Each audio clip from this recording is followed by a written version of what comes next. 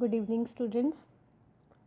अज दी इस वीडियो का मेन मोटिव है कि तुहानूं दसना कि स्पैसिफिक प्रॉब्लम स्पैसिफिक प्रोजैक्ट जिहड़ी तुसीं अपनी अकाउंट्स की फाइल दी बनानी है वो किद्दां बनानी है। ठीक है जी। सो इहदे दे लई तुसीं एक स्पैसिफिक प्रॉब्लम मतलब एक कंपनी लैनी है और ओहदी बैलेंस शीट और इनकम स्टेटमेंट का दूसरा नाम होंदा प्रॉफिट एंड लॉस अकाउंट। ठीक है जी। सो तुसीं स्पैसिफिक प्रॉब्लम लैनी है, उहदे बारे थोड़ी जी डिस्क्रिप्शन देनी उहदे बारे। फिर जिद्दां कि ये फाइल जिहड़ी हैगी आ उन्हें रिलायंस कंपनी लई है। सो इस करके सब तो पहला पेज उन्हें बनाया अपनी कंपनी दी इंट्रोडक्शन। ठीक है जी। दैन ओहदी हिस्टरी, जिहड़ी भी कंपनी तुसीं लओगे ओहदी हिस्टरी नाल दी नाल ओहदियां पिक्चर्स भी लगानियां तुसीं। ठीक है जी।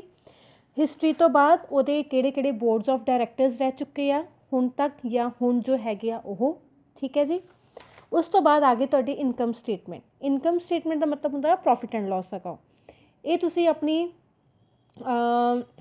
ओवर द इंटरनेट तुसी उत्थों सर्च करना अपना कि आप केड़ी इनकम केड़ी कंपनी लैनी है, फिर वही कंपनी की अगे इनकम स्टेटमेंट और profit and loss and balance sheet लैनी। और कंपनी इदा की लैनी है जिहड़ी कि इंडियन कंपनी होए फर्स्ट ऑफ ऑल। सैकेंडली ओहदियां अमाउंट्स जिहड़ियां ओह डॉलर्स विच ना होण। ओबवियसली अगर वो इंडियन कंपनी होएगी तो ओहदी अमाउंट्स डॉलर्स विच नहीं होएगी, वो रुपीज़ विच होएगी। और इन्नी वड्डी ना होवे कि तुहानूं ओहनूं कैलकुलेशन करन दे विच तुहानूं बहुत सारी प्रॉब्लम आवे, और इदां दी होवे जिहड़ी बड़ी ईजी जी होवे। जिद्दां कि ये देखो बड़ी ईजी जी आ, इनकम्स आ एंड एक्सपेंडिचर आ बस। ठीक है, छोटी जी बैलेंस शीट इनकम स्टेटमेंट आ। इदां ही बैलेंस शीट भी छोटी जी बैलेंस शीट है। देखो मतलब आ तुहाडीआं लाइबिलिटीज़ आ गई और तुहाडीआं एसेट्स आ गई बस। मतलब बैलेंस शीट भी छोटी जी। और सैकेंडली दूसरी चीज़ है वो कंपैरिजन होना चाहिए आ।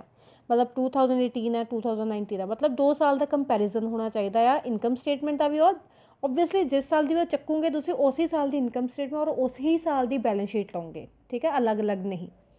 फिर उस तो बाद तुसीं इन्ना काम करना बस। और उहदे नाल अगर तुहानूं नोट्स ऑफ टू अकाउंट भी दिते हुए तो वह भी तुसीं नोट डाउन कर लैणे इहदे नाल। ठीक है जी, ये नोट्स टू अकाउंट दिते हुए आ। उस तो बाद फिर असीं अपनी फाइल जिहड़ी शुरू करनी है। मैं तुहानूं पूरी फाइल समझा रही हाँ। इहदे तुसीं करना की आ, आपां जिद्दां जिद्दां हुण थर्ड बुक स्टार्ट करनी है नाल नाल जिद्दां जिद्दां चैप्टर करी जाने ना आपां नाल नाल अपनी फाइल बनाई जानी है। ठीक है जी। सो उहदे विच सब तो पहली चीज़ जिहड़ी हैगी वो आपां बनाना है फाइनैंशियल स्टेटमेंट एनालिसिस। ठीक है जी। ਇਹ ਤੁਹਾਡੀ थर्ड बुक का थर्ड चैप्टर है।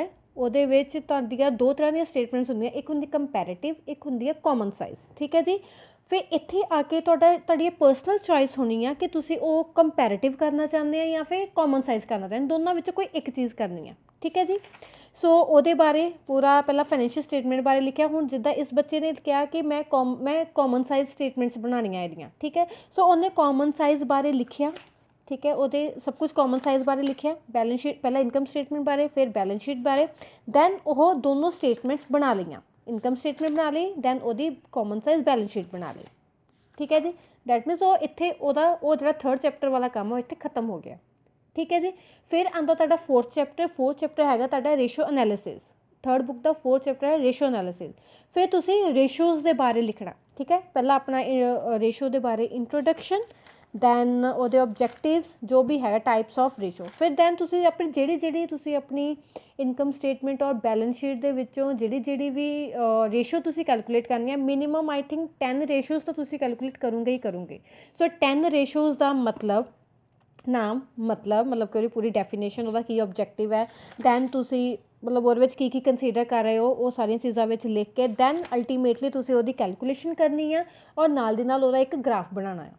ठीक है, इदा ही तुसी मिनिमम 8 to 10 रेशोज़ करनी है। ठीक है, 8 to 10 तो ज़्यादा भी हो सकती है, मतलब जिन्नियां तुसी कर सकते हो उन्नियां कर लो। ठीक है जी। ये सब कुछ करन तो बाद जो तुहाडी सारियां जिन्नियां भी 8 to 10 नाल दी नाल तुसी इंटरप्रिटेशन भी करनी कि तुहाडे आ जो डायग्राम आ तुहानूं की डिपिक्ट करदा पिया। ठीक है जी। ਜਦੋਂ ਤੁਸੀਂ ਆਪਣਾ फोर्थ चैप्टर डन हो जाना ਤੁਹਾਡੀ रेशोज़ भी डन हो जानी। ठीक है जी। फिर लास्ट चैप्टर बचदा ਤੁਹਾਡਾ कैश फ्लो स्टेटमेंट ਤੁਹਾਡਾ लास्ट चैप्टर है थर्ड बुक का। दैन वो तुसी कैश फ्लो के बारे लिखना, कैश फ्लो स्टेटमेंट होंदी की है। और दैन ये 2 पेजिस की तुहाडी कैश फ्लो स्टेटमेंट बन के तैयार हो जानी, 2 to 3 पेज की। ठीक है, वो भी आप देख लेना। और दैन फाइनली कंकलूजन। ठीक है, तुसी अपनी पूरी फाइल का दे देना इत्थे कंकलूजन। ठीक है जी। सो ये तुहाडा जो स्पैसिफिक प्रोजेक्ट आ ये 20 मार्क्स का हुंदा। ਔਰ ਇਹ ਥਰਡ ਬੁੱਕ ਦੇ ਨਾਲ ਅਸੀਂ ਸ਼ੁਰੂ ਕਰ ਦੇਣਾ। ਮੈਨੂੰ ਤੁਹਾਡੀ ਪੂਰੀ ਕੋਆਪਰੇਸ਼ਨ ਚਾਹੀਦੀ ਹੈ ਬੱਚੇ। ਨਾਲ ਦੀ ਨਾਲ ਮੈਂ ਤੁਹਾਡੇ ਆਲਰੇਡੀ ਗਰੁੱਪਸ ਜੋ ਪਹਿਲਾਂ ਬਣਾਏ ਹੋਏ ਸੀ, ਤੁਸੀਂ ਉਹਨਾਂ ਗਰੁੱਪਸ ਦੇ ਵਿੱਚ ਹੀ ਕੰਮ ਕਰਨਾ ਆ।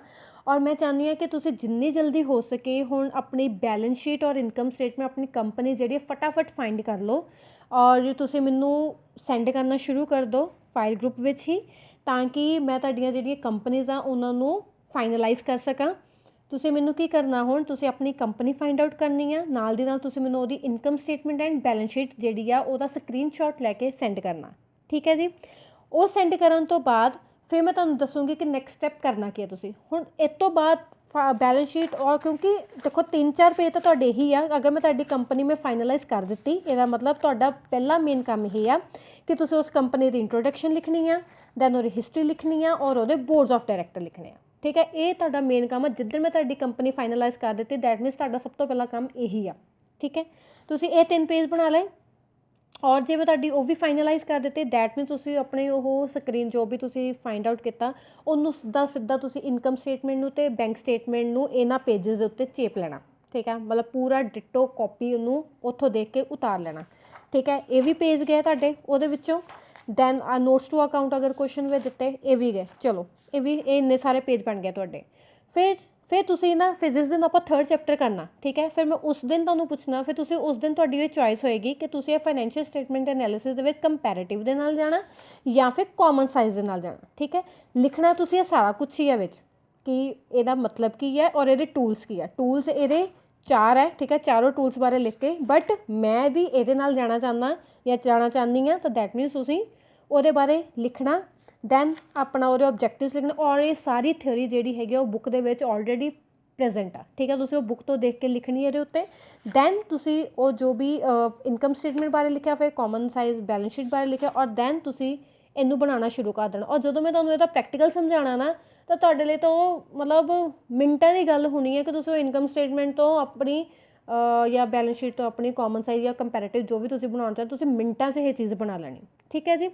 ਸੋ ਫਿਲਹਾਲ ਲਈ ਇੰਨਾ ਹੀ। ਜਦੋਂ ਆਪਾਂ ਰੇਸ਼ੋ ਚੈਪਟਰ ਕਰਾਂਗੇ ਆਪਾਂ ਨਾਲ ਰੇਸ਼ੋਜ਼ ਵੀ ਕੈਲਕੂਲੇਟ ਕਰਾਂਗੇ, ਠੀਕ ਹੈ ਜੀ। ਸੋ ਮੈਂ ਤੁਹਾਨੂੰ ਇਹੀ ਸੁਜੈਸਟ ਕਰੂੰਗੀ ਹੁਣ ਆਪਣੇ ਥੋੜ੍ਹੇ ਕੁ ਦਿਨ ਸਾਡੀ ਸਿਰਫ ਥਿਅਰੀ ਹੀ ਚੱਲੇਗੀ, ਕਿਉਂਕਿ 3rd ਬੁੱਕ ਦੇ ਵਿੱਚ ਸਟਾਰਟਿੰਗ 'ਚ 2 ਚੈਪਟਰ ਆ ਉਹ ਪੂਰੇ ਥਿਅਰੀ ਦੇ ਔਰ ਕਾਫੀ ਟਾਈਮ ਲੱਗ ਜਾਂਦਾ ਉਹਨਾਂ ਚੈਪਟਰਸ ਨੂੰ।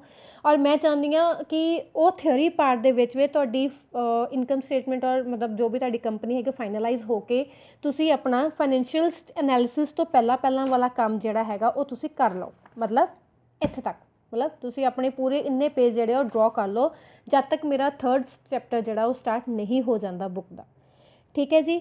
ਸੋ ਜਿੰਨੀ ਜਲਦੀ ਤੁਸੀਂ ਨਾਲ ਕੰਮ ਕਰਦੇ ਜਾਓਗੇ ਬੱਚੇ ਤੁਹਾਡੀ ਫਾਈਲ ਉਨੀ ਹੀ ਜਲਦੀ ਬਣ ਜਾਏਗੀ, ਕਿਉਂਕਿ ਲਾਸਟ ਈਅਰ ਜੈਨ ਐਂਡ ਤੱਕ ਸਾਡਾ ਕੰਮ ਲਟਕ ਗਿਆ ਸੀਗਾ ਕਿਉਂਕਿ ਬੁੱਕ ਖਤਮ ਕਰਨ ਤੋਂ ਬਾਅਦ ਫਾਈਲ ਸਟਾਰਟ ਹੋਈ ਸੀਗੀ। ਸੋ ਮੈਨੂੰ ਇਹ ਆ ਕਿ ਇਸ ਸਾਲ ਕੀ ਹੋਵੇ ਜਿੱਦਾਂ ਆਪਾਂ ਚੈਪਟਰਸ ਕਰੀ ਜਾਂਦੇ ਨਾਲ ਸਾਡੀ ਫਾਈਲ ਵੀ ਕੰਪਲੀਟ ਹੋਈ ਜਾਵੇ। ਸੋ ਪਲੀਜ਼ ਹੋਮਵਰਕ ਤਾਂ ਮੈਨੂੰ ਪਤਾ ਹੀ ਆ ਤੁਸੀਂ ਕਿੰਨਾ ਕੁ ਕਰਦੇ ਆ, ਲੇਕਿਨ ਫਾਈਲ ਦਾ ਪਲੀਜ਼ ਥੋੜ੍ਹਾ ਧਿਆਨ ਰੱਖਿਓ ਕਿਉਂਕਿ ਸਿਰਫ ਇੰਨਾ ਪਾਰਟ ਹੀ ਤੁਹਾਡਾ ਫਾਈਲ ਦਾ ਰਹਿ ਗਿਆ ਔਰ 20 ਮਾਰਕਸ ਦਾ ਪਾਰਟ ਹੈ। ਤਾਂ ਕੋਸ਼ਿਸ਼ ਕਰੋ ਇਹਦੇ ਵਿੱਚੋਂ 18, 19, 20 ਲੈਣ ਦੀ, ਠੀਕ ਹੈ ਜੀ। ਸੋ ਆਲ ਦਾ ਵੈਰੀ ਬੈਸਟ। ਸੋ ਹੁਣ ਤੁਸੀਂ ਆਪਣਾ ਮੈਂ ਜਿੱਦਾਂ ਤੁਸੀਂ ਵੀਡੀਓ ਦੇਖੋਗੇ ਔਰ ਸਭ ਤੋਂ ਪਹਿਲਾਂ ਕੰਮ ਤੁਹਾਡਾ ਇਹ ਹੋਗਾ ਤੁਸੀਂ ਆਪਣੇ ਗਰੁੱਪਮੇਟਸ ਨਾਲ ਗੱਲ ਕਰੋ, ਆਪਣੇ ਗਰੁੱਪਮੇਟਸ ਨੂੰ ਪੁੱਛੋ ਕਿ ਕਿਹੜੀ ਕੰਪਨੀ ਲੈਣੀ ਹੈ। ਦੈਨ ਆਪਣੀ ਕੰਪਨੀਜ਼ ਫਾਈਨਲਾਈਜ਼ ਕਰਕੇ ਮੈਨੂੰ ਦੱਸੋ। ਵੈਸੇ ਵੀ ਕਿਸੇ ਨਾਲ ਮੈਚ ਨਹੀਂ ਹੋਣੀ ਚਾਹੀਦੀ। ਸੋ ਜਿਹਦੀ ਪਹਿਲਾਂ ਮੈਨੂੰ ਆ ਗਈ ਕੰਪਨੀ ਮੈਂ ਉਹਦੀ ਹੀ ਸਿਲੈਕਟ ਕਰਾਂਗੀ, ਬਾਅਦ 'ਚ ਅਗਰ ਉਹੀ ਨਾਮ ਦੀ ਕਿਸੇ ਹੋਰ ਨੇ ਸਿਲੈਕਟ ਕਰ ਲਈ ਤਾਂ ਮੈਂ ਰਿਜੈਕਟ ਕਰ ਦਾਂਗੀ। ਸੋ ਜਿੰਨਾ ਜਲਦੀ ਹੋ ਸਕੇ ਤੁਸੀਂ ਆਪਣੀ ਜਿਹੜੀ ਕੰਪਨੀਜ਼ ਦੇ ਨੇਮ ਜਿਹੜੇ ਆ ਉਹ ਮੈਨੂੰ ਲਿਖ ਕੇ ਸੈਂਡ ਕਰਨੇ ਸ਼ੁਰੂ ਕਰ ਦਿਓ with income statement and balance sheet. Thank you.